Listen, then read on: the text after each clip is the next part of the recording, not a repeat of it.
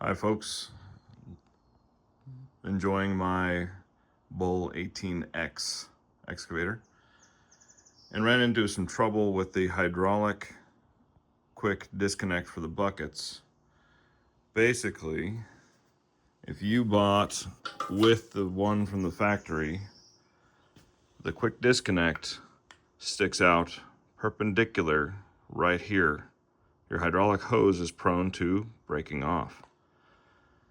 There's no way around that, especially if you're using a 12-inch or smaller trenching bucket.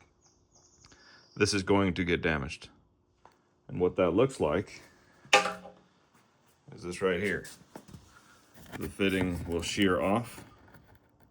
You'll have a bad time.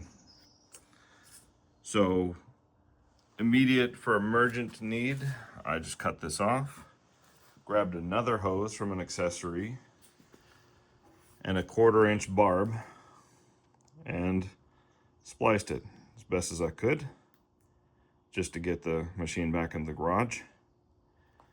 And then, if you were wondering what the cap is, say you did have a leak and you need to cap the lines, those are not standard either. What you're looking for, I'll leave a link for Amazon, is this kit.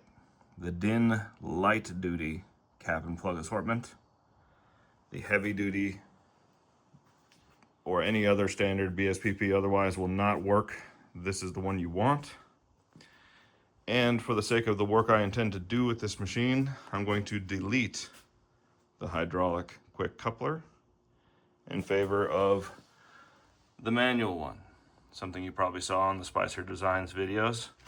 You just hit this pin and it will relatively easily disconnect the bucket. Much smarter design if you're going to do any demolition, trenching, or otherwise, and don't want those lines in the way.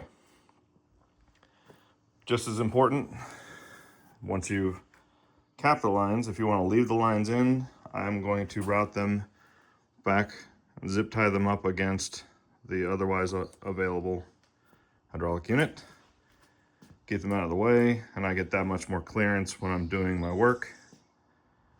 I looked at removing the lines completely since I had one damaged. If you want to see what that looks like, come over here. The two lines, just kind of wiggle them around, you'll find them. And it looks like if you have to go through that panel to get to the top of the fittings, there's another valve in there.